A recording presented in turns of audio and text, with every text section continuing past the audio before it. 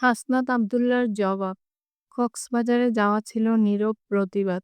উদ্দেশ্য ছিল চিন্তা করাও।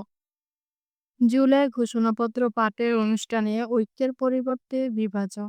শহীদ ও আহতদের বিরুদ্ধে কিছু মুষ্টিমেয় গোষ্ঠীর কথা বা মতামত প্রাধান্য পাওয়ায় সেখানে উপস্থিত থাকার প্রয়োজন বোধ করেননি বলে জানিয়েছেন জাতীয় নাগরিক পার্টি এনসিপির দক্ষিণাঞ্চলের মুখ্য সংগঠক হাসনাত আব্দুল্লাহ।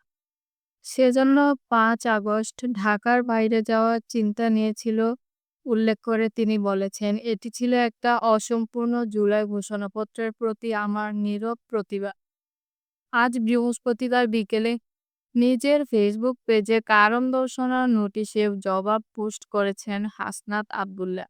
এর আগে গতকাল বুধবার জুলাই গণঅভ্যুত্থান দিবসে কক্সবাজার সফরের বিষয়ে হাসনাত সহ এনসিপি ৫ নেতাকে দলের পক্ষ থেকে নোটিশ দিয়ে ওই সফরের কারণ ও প্রেক্ষাপট সম্পর্কে ২৪ ঘন্টার মধ্যে দলের ২ শীর্ষ নেতার কাছে সশরীরে উপস্থিত হয়ে লিখিত ব্যাখ্যা দিতে বলা হয়।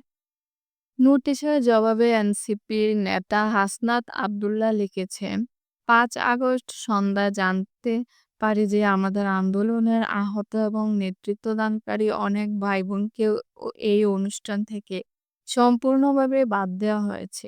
এটা আমার কাছে শুধু রাজনীতিক নৈতিক ব্যর্থতা বলেও মনে হয়েছে। তাই আমি ব্যক্তিগতভাবে এই অনুষ্ঠানে অংশ না নেওয়ার সিদ্ধান্ত নিই। সেখানে ঐক্যের পরিবর্তে বিভাজন, শহীদ এবং আহতদের পরিবর্তে কিছু মুষ্টিমেয় গোষ্ঠীর কথা এবং মতামতকে প্রাধান্য দেওয়া হয়েছে। সেখানে উপস্থিত থাকার কোনো ইচ্ছা বা প্রয়োজন আমি বোধ করিনি।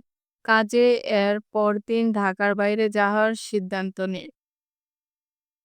উদ্দেশ্য ছিল এই গুরুত্বপূর্ণ সময়টিতে পূর্বে গৃহীত সিদ্ধান্ত পুনর্বিবেচনা, সাম্প্রতিক ঘটনাগুলো বোঝার চেষ্টা করা এবং পরবর্তী করণীয় নিয়ে চিন্তা করা। একই সঙ্গে এটি ছিল একটা অসম্পূর্ণ জুলাই ঘোষণাপত্রের প্রতি আমার নীরব প্রতিবাদ।